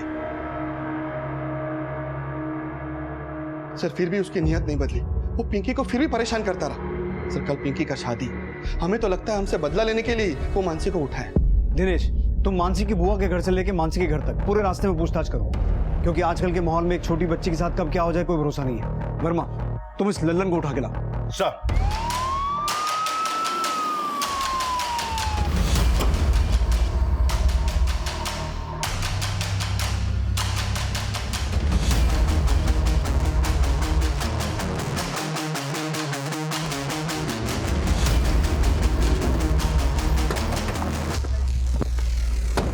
पूरा घर की तलाशी लो।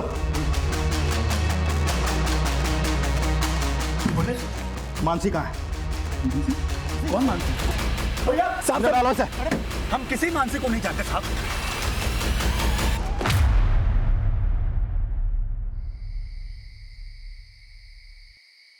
भैया, भैया क्या हुआ? कुछ पता चला मानसी का? पुलिस उठाए लल्लन को, वही बताएगा कहाँ गायब किया हो मानसी को।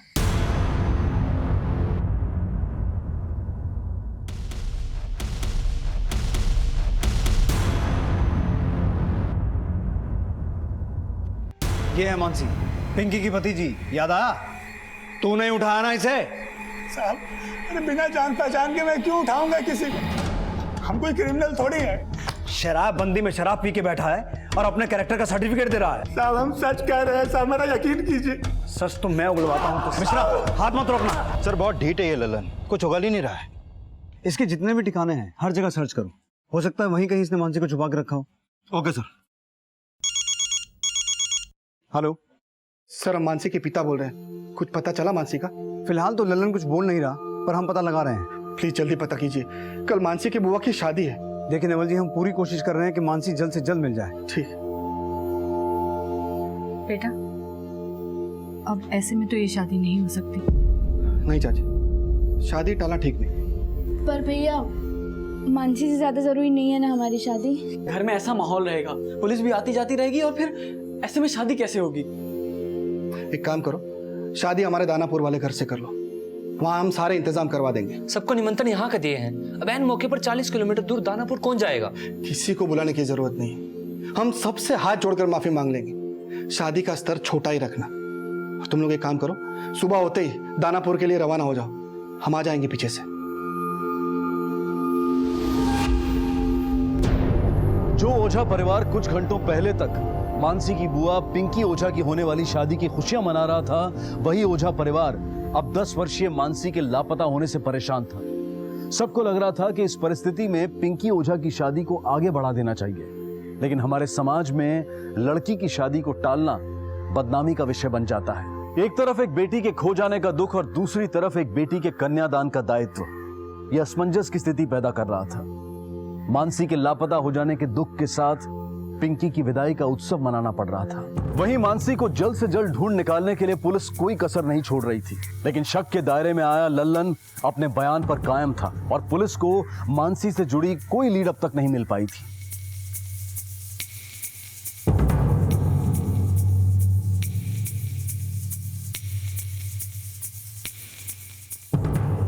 सर, लल्लन के ठिकानों और उसके दोस्तों से तो कुछ भी हाथ नहीं लगा, लेकिन लल्लन के बारे में जो भी पता चला है उससे ये तो साफ है कि वो एक छटा हुआ बदमाश है। बंदी में भी इल्लीगल तरीके से दारू सप्लाई करता है वो, और मानसी की बुआ पर भी उसकी बुरी नजर थी।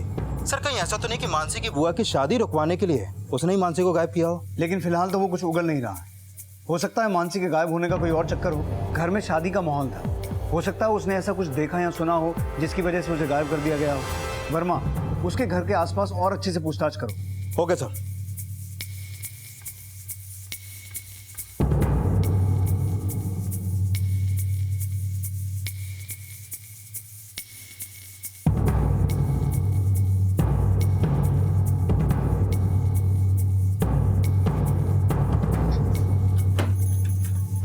उषा, कहाँ जा रही हो? आपका पुलिस अब तक मानसी को ढूंढ नहीं पाई है और उन पर भरोसा करके हम हाथ पर हाथ रख कर नहीं बैठ सकते। उषा, मेरी बात सुनो। आप जाइए पिंकी का शादी करवाइए, क्योंकि उसके आगे तो आपको कुछ दिखाई नहीं देता ना।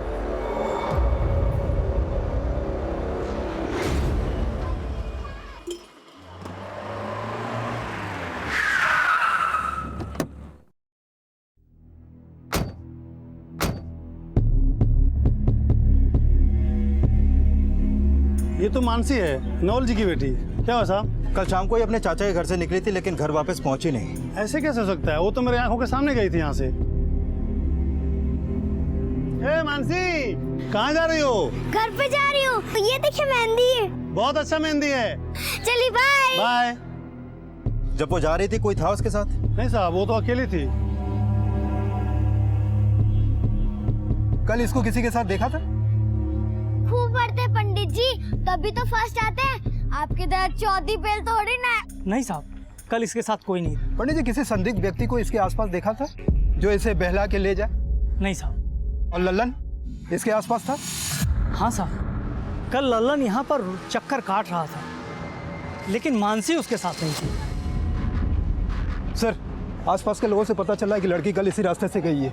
कल लल्लन को भी देखा गया। आगे सुनसान रास्ता है, कहीं वहीं से लड़की को तो उठा के नहीं ले गया? दिनेश, उस एरिया में अच्छे से चेक करो, पता करो किसी ने कुछ देखा था कि नहीं। और मैं फिर से उस लल्लन को तोड़ता हूँ, मोटी चमड़ी है, शायद इस बार कुछ उगले। सर।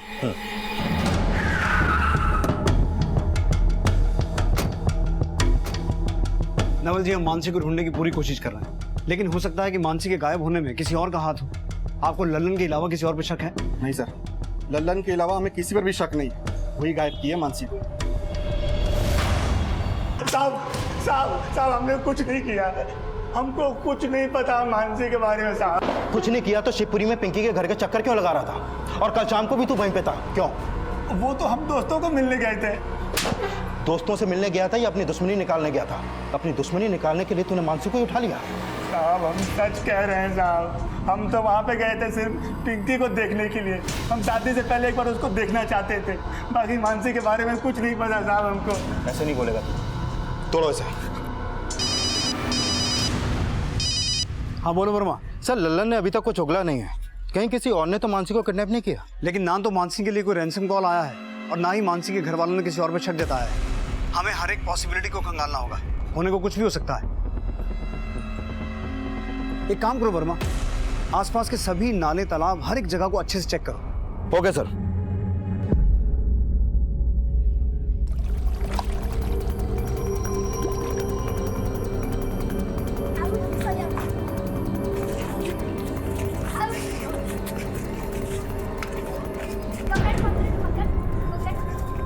जब मैं बड़ी होकर कलेक्टर बन जाऊंगी, अब सारे बुरे लोगों की बोलती बंद कर दूंगी। जय हिंद। बोलते तो तुम आज भी सबकी बंद कर देती अपनी बकबक से, कभी किसी को बोलने का मौका देती भी हो? ठीक है, अब हम तब तक नहीं बोलेंगे जब तक आप हमें बोलने को नहीं बोलोगी। एकदम चुप। उषा, हम आते हैं। कहाँ जा रहे हैं आप? दानापुर होके आते हैं, आज पिंकी का शादी है ना। आपको पिंकी की शादी की चिंता है, अपनी बेटी की कोई परवाह नहीं? ऐसी बात नहीं है उषा, एक बाप के लिए उसकी बेटी से ज्यादा बड़ा बड़ा बात हमको मत समझाइए। दिख रहा है बाप के लिए बेटी का प्यार। उस पिंकी की वजह से ललन ने मानसी को उठाया और आपको पिंकी की शादी की चिंता है? पिंकी भी इस घर की बेटी ही है ना।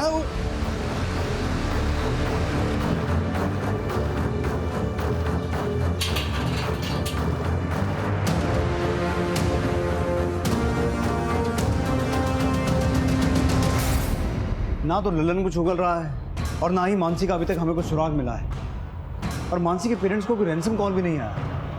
तो फिर मानसी के गायब होने का क्या चक्कर हो सकता है? और उन्होंने लल्लन के अलावा किसी और पे भी शक नहीं जताया। सर कहीं ऐसा तो नहीं कि ये काम उनके किसी जानने वाले ने किया हो, जिसका उन्हें भी कोई अंदाजा नहीं लग पा रहा?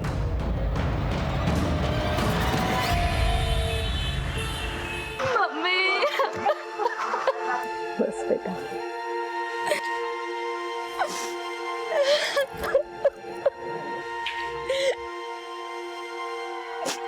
भैया,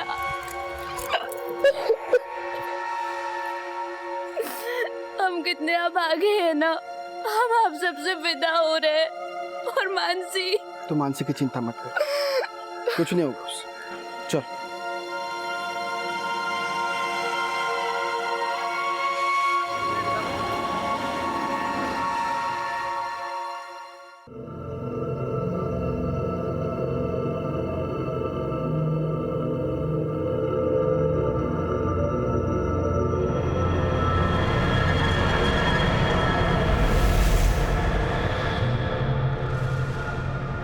देखिए हम अपनी तरफ से पूरी कोशिश कर रहे हैं। कोशिश कर रहे हैं? सर मानसी को गायब हुए 36 घंटों से ज्यादा हो गया और आप अभी भी कोशिश कर रहे हैं? सर लल्लन का भाई प्रमोद आया अपने वकील के साथ। बुलाओ। देखिए साहब, हमारा भाई लल्लन बेकसूर है, उसने कुछ नहीं किया है। हम उसकी जमानत के ऑर्डर लेकर आए हैं। वकील साहब दिखाइए आप इन्हें।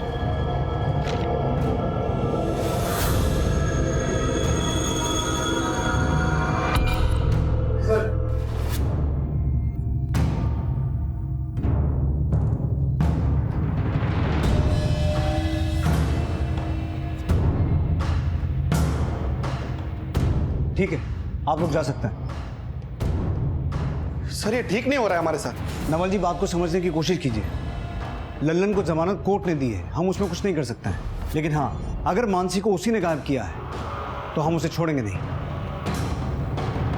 एक 10 साल की बच्ची अपने ही मोहल्ले से गायब हो चुकी है। पुलिस भी लगातार 3 दिनों से उसे ढूंढने की कोशिश कर रही है, लेकिन अभी तक उसका कुछ भी पता नहीं लगा पाई है। यहाँ तक इस केस के मुख्य आरोपी ललन को भी छोड़ दिया गया है। मानसी के पिता नवल ओझा एक स्कूल चलाते थे और उनकी बेटी मानसी का गायब होना पूरे शहर की चर्चा बन गया। मीडिया और जनता ने इस मुद्दे को बच्चों के साथ होने वाली क्रूरता का सामूहिक विषय बना दिया। न्यूज रिपोर्ट्स और सोशल मीडिया के जरिए मानसी को जल्द से जल्द ढूंढ निकालने का दबाव बनाया जा रहा था और इस केस के प्राइम सस्पेक्ट लल्लन को जमानत दिए जाने का विरोध किया जा रहा था। लेकिन जिस बच्ची के लिए न्याय की मांग की जा रही थी, आखिर वो किसके अन्याय का शिकार हुई थी? और जब उसके साथ हुए अपराध का खुलासा होगा तब क्या होगा? ये केस आगे चलकर एक ऐसा माहौल पैदा कर देने वाला था जो पुलिस के लिए बहुत बड़ी चुनौती बनने वाला था।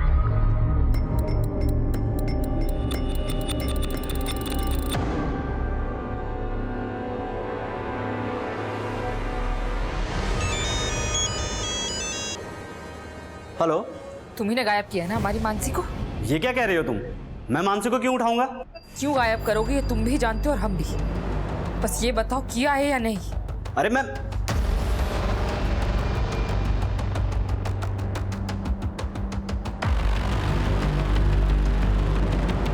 दादी, बुआ,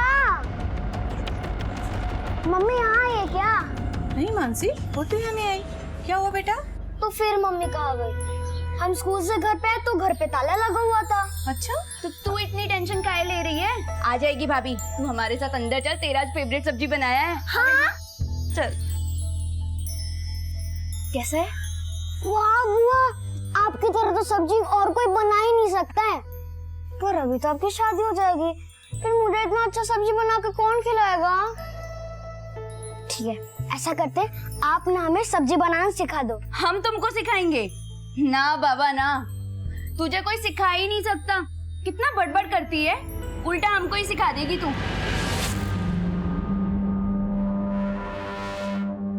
हमें मीडिया और जनता दोनों का भरोसा जीतना है। मानसी मिसिंग केस में हमें कोई कसर नहीं छोड़नी है। मानसी के परिवार के दोस्त और दुश्मनों के अलावा इस केस में कोई तीसरा एंगल भी हो सकता है। ये kidnapping, rape, child trafficking, abduction किसी भी एंगल से की गई हो सकती है। सभी हिस्ट्री शीटर्स को राउंड अप करो, अपने खबरियों का नेटवर्क एक्टिव करो, मानसी के परिवार से जुड़ी हर एक इन्फॉर्मेशन निकालो। हमें जल्द से जल्द ये पता लगाना है कि मानसी इस वक्त कहाँ है, उसके साथ क्या हुआ है। सर,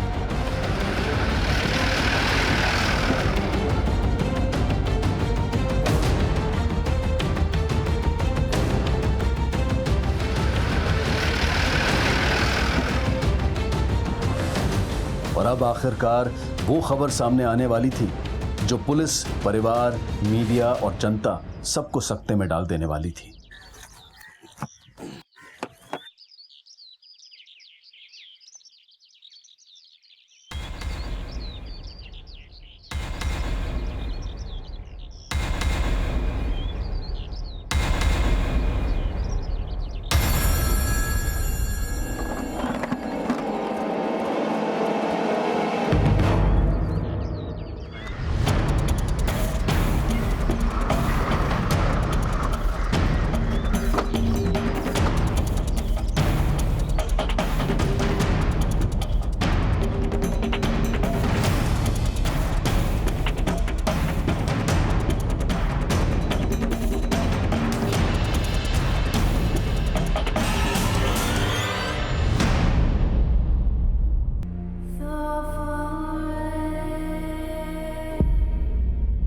सर, बॉडी की कंडीशन तो बहुत ही खराब है। देख के लगता है कि बच्ची के साथ रेप किया गया है और शायद इसके ऊपर एसिड भी फेंका गया है। सर, पहले जब हमने इस तालाब में सर्च किया था, यहाँ पर कोई भी बॉडी नहीं मिली थी, लेकिन जैसे ही लल्लन रिहा हुआ, ये बॉडी हमें यहाँ पर मिली। सर, कहीं बच्ची के रेप और मर्डर में लल्लन का कोई कनेक्शन तो नहीं? लल्लन को उठाओ और किसी भी तरीके उसका मुंह खुलवाओ और लल्लन का डीएनए सैंपल मानसी की स्वैब से मैच करवा के देखो। Okay sir.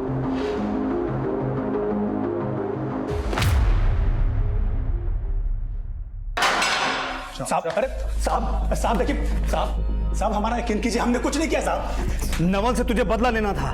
पिंकी की शादी से तकलीफ हो रही थी ना, इसलिए तूने मानसी को किडनैप किया, उसका रेप किया और उसकी बॉडी को तालाब में फेंक दिया।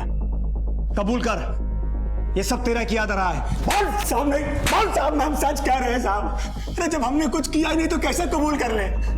साहब हमने कुछ नहीं किया साहब। साहब हमारा यकीन कीजिए, हमने कुछ नहीं किया है।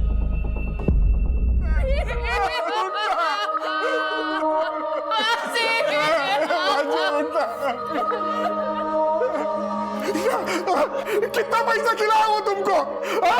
जेल से निकल कर मार डाला मेरे बच्चे को। ऐसा माना जा रहा था कि मानसी की सिर्फ हत्या नहीं हुई है, बल्कि उसका बलात्कार भी किया गया है। पुलिस, प्रशासन, जनता और मीडिया, सभी लोग अपनी संवेदना और आक्रोश व्यक्त कर रहे थे। जगह जगह मानसी को श्रद्धांजलि दी जा रही थी और उसे जल्द से जल्द इंसाफ दिलाने के लिए आवाज उठाई जा रही थी। जिसका पूरा दबाव पुलिस डिपार्टमेंट पर था।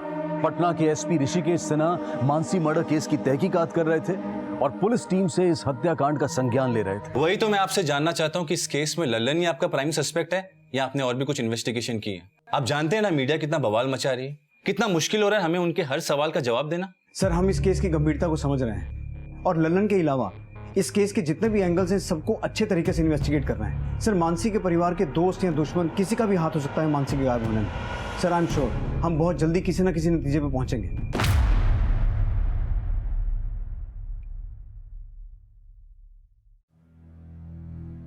मानसी रुको, रुक शैतान, रुक।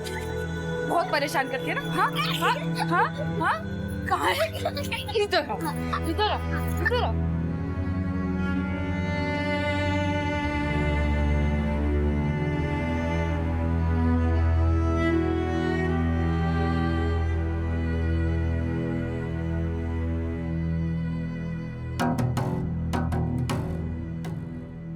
उषा, तबीयत खराब हो जाएगा, कुछ खा लो।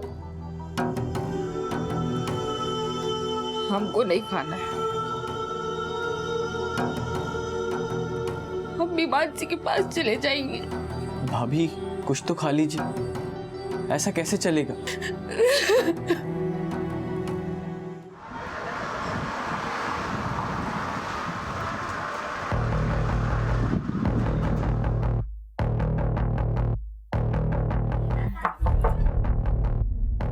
नवल जी और उषा जी से कुछ बात करनी है। मैं जानता हूं ये समय ऐसे सवाल पूछने का नहीं है, लेकिन पूछना जरूरी है। आपको मानसी के लिए ना तो कोई फिरौती का कॉल आया और ना ही किसी ने मानसी को उठाते हुए देखा, और जितना हम मानसी के बारे में जान पाए हैं वो ऐसी बच्ची नहीं थी कोई उसे आसानी से उठा ले। ये काम जरूर किसी जानने वाले का है जिसे मानसी भी जानती थी और मानसी को उस पर ट्रस्ट था। आपको किसी पे शक है? लल्लन? लल्लन से हम अभी भी पूछताछ कर रहे हैं, लेकिन लल्लन के अलावा आपको किसी पे शक है? नहीं सर, हमें नहीं लगता कि लल्लन के अलावा हमारी मानसी के साथ ऐसा गलत काम कोई कर सकता है। वही हमारा दुश्मन है। तो आपको लल्लन के अलावा किसी और पे शक नहीं है? नहीं सर।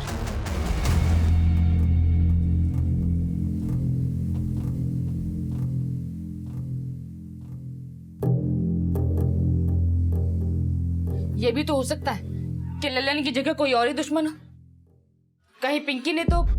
पिंकी को इसमें मत घसीटो उषा। क्यों ना घसीटू? ये सब जो हुआ है पिंकी की वजह से हुआ है। हमारी मानसी ने पिंकी की कीमत चुकाई है। पिंकी का दोष नहीं है इसमें उषा। हो सकता है हमारी मानसी की तकदीर ही खराब। हाँ, तकदीर खराब थी उसकी, तभी उसे तुम जैसा बाप मिला।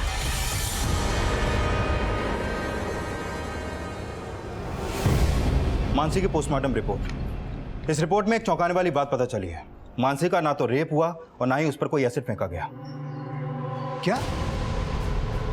लेकिन उसकी बॉडी को देखकर तो ऐसा लग रहा था कि जैसे एसिड फेंका गया है। सर, एक्चुअली बॉडी पानी में काफी समय से रहने की वजह से सड़ गई, जिससे ऐसा लगा कि उस पर एसिड फेंका गया है। लेकिन इस रिपोर्ट के मुताबिक मानसी को गला घोंट के मारा गया है और मानसी की बॉडी रिकवर होने के 72 घंटे पहले उसका मर्डर हुआ, यानी 3 दिन पहले उसको मारा गया। 72 घंटे पहले? हमें मानसी की डेड बॉडी मिली 7 मई को। 72 घंटे पहले, इसका मतलब हुआ मानसी को मारा गया 4 मई को और उसकी मिसिंग रिपोर्ट हमारे पास आई थी 2 मई को। इसका मतलब ये हुआ वर्मा कि 2 और 4 मई के बीच में मानसी जिंदा थी। और इस बीच ना तो कोई रैंसम कॉल आया और ना ही मानसी का रेप हुआ। सर, मुझे तो ये कोई एक्ट ऑफ रिवेंज का ही मामला लग रहा है। वो सब तो ठीक है वर्मा, लेकिन एक बात समझ में नहीं आ रही है कि मानसी को मारने वाले ने उसे 30 से 40 घंटे तक जिंदा क्यों रखा? कहीं मानसी की मौत का कनेक्शन मानसी की बुआ पिंकी की शादी से तो नहीं है? शायद मानसी को मारने वाला पिंकी की शादी खत्म होने का इंतजार कर रहा था। मुझे तो ये मामला कुछ और ही लग रहा है। वर्मा, मानसी से जुड़ी हर एक्टिविटी के बारे में पता करो और मानसी के परिवार की पूरी हिस्ट्री निकालो। और सबसे जरूरी बात, ये पता करो कि पिंकी की शादी से किस किस की जिंदगी अफेक्ट हो सकती थी। सर,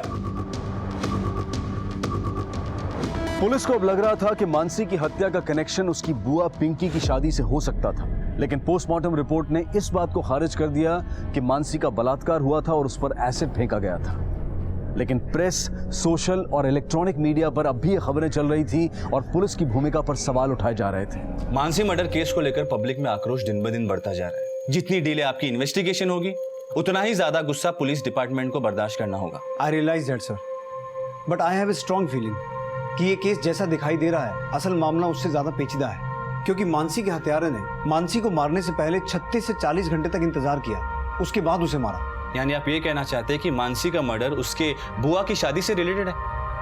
सर ऐसा हो भी सकता है और नहीं भी, हम दोनों ही एंगल्स को अच्छे से इन्वेस्टिगेट कर रहे हैं। पर सर उससे भी बड़ी दिक्कत ये आ रही है कि मीडिया और पब्लिक में ये अफवाह फैल गई है कि मानसी के साथ रेप हुआ था और उसे एसिड से जलाकर मारा गया है, जबकि पोस्टमार्टम रिपोर्ट में ये दोनों ही पॉसिबिलिटीज रूल आउट हो गई थी। सर मुझे ऐसा लगता है कि पब्लिक को शांत करने के लिए हमारे लिए ये क्लैरिफाई करना बहुत ज़रूरी है कि ना तो मानसी का रेप हुआ था और ना ही उसे एसिड से जलाकर मारा गया। So you want me to organize a press conference? No sir, मैं पर्सनली मीडिया और पब्लिक से एक अपील करना चाहता हूँ, जिसके लिए मुझे आपकी परमिशन चाहिए। ओके। कुछ दिनों पहले 10 साल की मासूम बच्ची मानसी की हत्या हुई और जिस बेरहमी से उसे मारा गया वो एक बहुत बड़ा अपराध है। पुलिस मानसी के कातिलों को पकड़ने के लिए हर संभव प्रयास कर रही है। पुलिस मानसी और उसके परिवार के साथ खड़ी है, लेकिन कुछ बातें हैं जिन्हें क्लियर करना बहुत जरूरी है। पोस्टमार्टम रिपोर्ट के हिसाब से ना तो मानसी के साथ रेप हुआ था और ना ही उस पर एसिड फेंककर उसे जलाया गया था। मानसी की बॉडी डीकम्पोज हो गई थी और डीकम्पोज होने की वजह से उसकी स्किन सड़कर काली पड़ गई थी, ना कि एसिड की वजह से। भैया हमें तो लगता है ये पुलिस लल्लन और उसके भाई के साथ मिलकर कोई साजिश कर रही है, उन्होंने इनको पैसा खिलाए हैं। सच तक पहुंचने के लिए हमें सच की जरूरत है, इसलिए मैं आप सबसे अपील करता हूं कि पुलिस को अपना काम करने दें, अफवाहों पर ध्यान ना दें। हमें ऐसा लगता है कि मानसी की हत्या मानसी के परिवार से बदला लेने के लिए की गई है, इसलिए हम सबको मिलकर मानसी के हत्यारों को पकड़ना है। मैं सीनियर इंस्पेक्टर अभिमन्यु सिंह आप सबसे और मानसी के परिवार से पूरे सहयोग की उम्मीद रखता हूं। जय हिंद।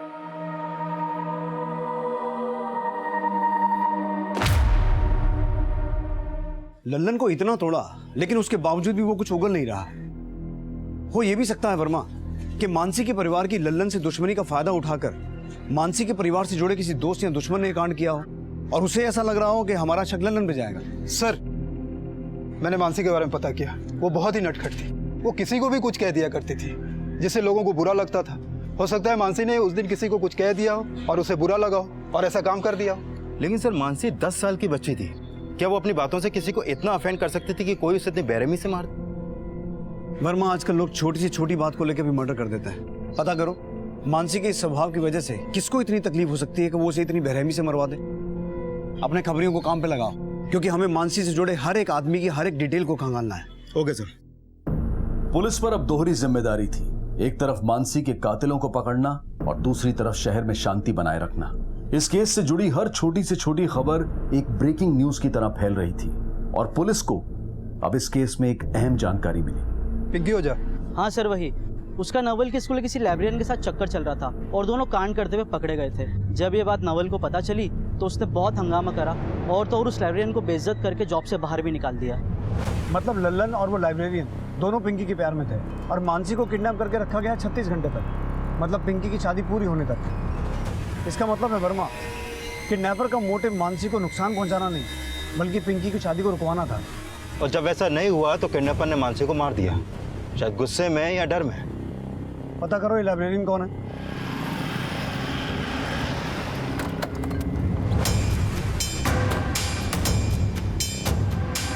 सर एक बड़ी इंफॉर्मेशन मिली है, वो लाइब्रेरियन कोई और नहीं मानसी का मामा है माधव। वो नवल के स्कूल में लाइब्रेरियन था। सर माधव और पिंकी दोनों का काफी लंबे समय से अफेयर चल रहा था, शादी तक बात पहुंच गई थी। सब राजी थे सिवाय नवल के, उसी की वजह से इन दोनों की शादी नहीं हो पाई और नवल ने माधव को बहुत बेइज्जत भी किया था। तो वर्मा हो सकता है माधव ने नवल से अपनी बेइज्जती का बदला लिया हो। उसने ये सोचकर मानसी को किडनैप किया हो कि इससे पिंकी की शादी रुक जाएगी और नवल और उसके खानदान की बेइज्जती होगी, लेकिन जब ऐसा नहीं हुआ तो उसने गुस्से में आकर मानसी को मार दिया हो। सर कई बार पूछने के बाद भी ना तो नवल ने कुछ बोला और ना ही उषा ने इस बात का कोई जिक्र किया। हो सकता है उन्हें ऐसा लगा हो कि माधव मानसी का मामा है, ऐसी हरकत नहीं करेगा। उठा के लाओ इस माधव को। Okay sir.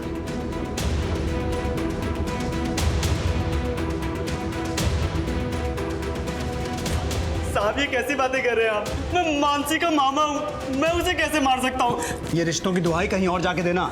हमने तो माँ को अपनी सगी बेटी को मारने के जुर्म में गिरफ्तार किया है। अब सच सच बोल, ये सब तेरा किया धरा है ना? तू नवल से बदला लेना चाहता था क्योंकि उसने तेरी शादी पिंकी से नहीं करवाई, इसलिए तूने मानसी को किडनैप किया ताकि पिंकी की शादी रुक जाए और नवल और उसके खानदान की बदनामी हो। लेकिन जब पिंकी की शादी नहीं रुकी तो तूने गुस्से में आके मानसी को मार दिया। बोल, यही सब हुआ था ना? सर ऐसा कुछ नहीं हुआ। मानसी मेरी भांजी थी और रही बात पिंकी की, वो मुझसे प्यार करती थी, लेकिन जीजा जी ने हमारी एक नहीं सुनी।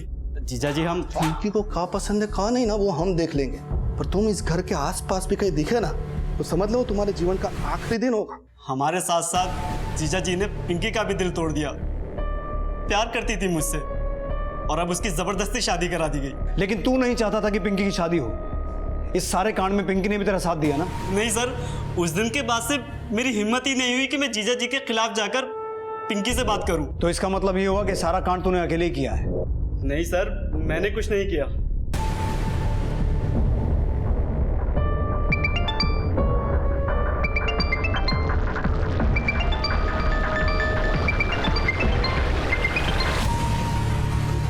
इस पूरे परिवार ने हमसे बहुत सी बातें छुपाई हैं, बहुत कुछ दबा कर बैठे हैं।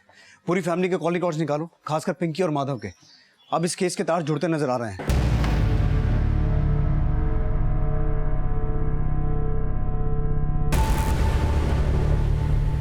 लेके आए इन दोनों को। सर।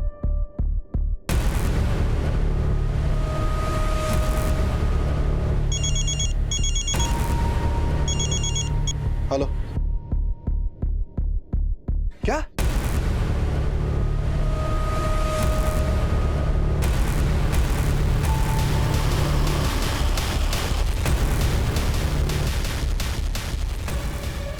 चाची? चाची? अरे दूर हटिए, दूर हटिए, चाची है हमारी, अरे हमारी चाची है, चाची है हमारी। ये चल क्या है? पहले हमारी बहन को ले गए, अब हमारी माँ को ले गए। हाँ यार, हो क्या रहा है? अरे दादाजी!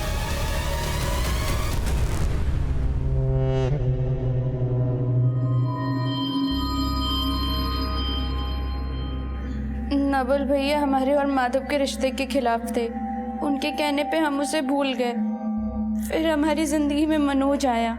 हम और मनोज एक दूसरे से बहुत प्यार करते थे, लेकिन नवल भैया ने हमारी जबरदस्ती शादी तय कर दी।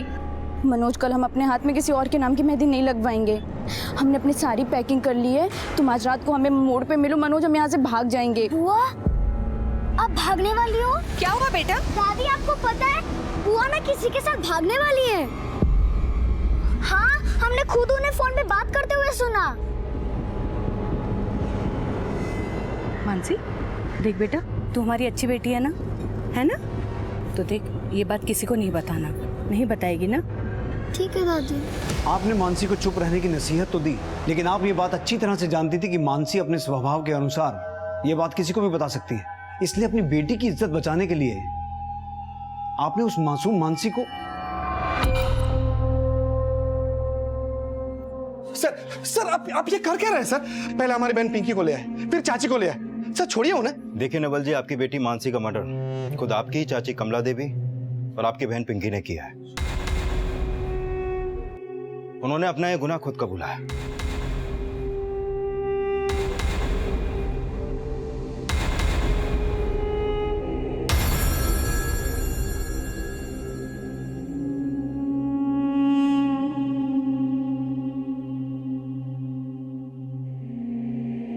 सर,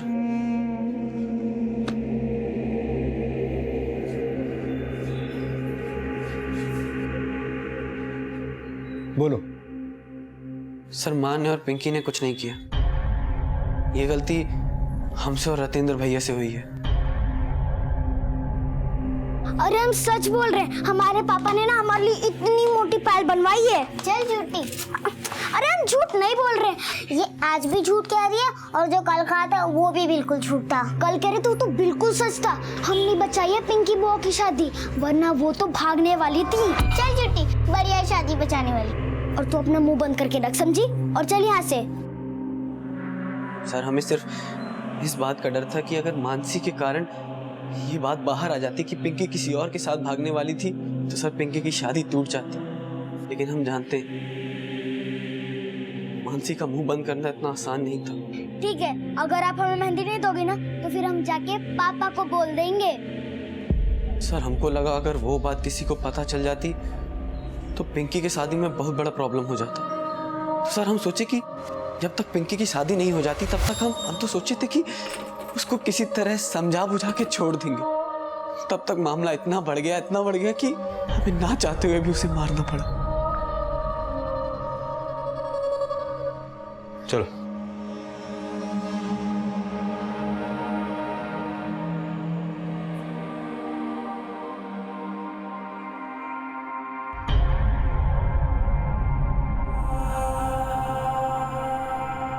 वो हमें कुछ नहीं बोले थे, लेकिन हमें उन पे शक हो गया था।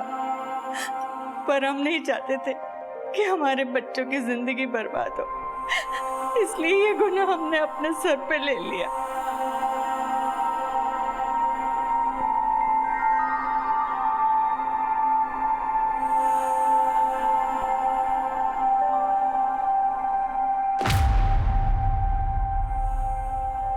पिंकी की शादी को बचाने के लिए उसके दोनों भाइयों ने जो अपराध किया, वो शादी भी उनके अपराध और पिंकी की नासमझी की भेंट चढ़ गई। पिंकी के पति ने पिंकी से तलाक लेने का फैसला कर लिया। पिंकी अगर चाहती तो उसकी जिंदगी अब भी पटरी पर आ सकती थी, लेकिन मानसी और उसके मासूम सपने उड़ान लेने से पहले ही ध्वस्त हो गए। और मानसी के पिता नवल को हमेशा इस बात का मलाल रहेगा कि उसके पिता होने का फर्ज उसके भाई होने के फर्ज से हार गए। सच को समझदारी से स्वीकार कर लेने में ही भलाई है, क्योंकि जब सच से डर कर झूठ और गलत का सहारा लिया जाता है तो सिर्फ और सिर्फ अपराध का जन्म होता है। इसी विचार के साथ अब मैं अनूप सोनी आपसे विदा लेता हूं।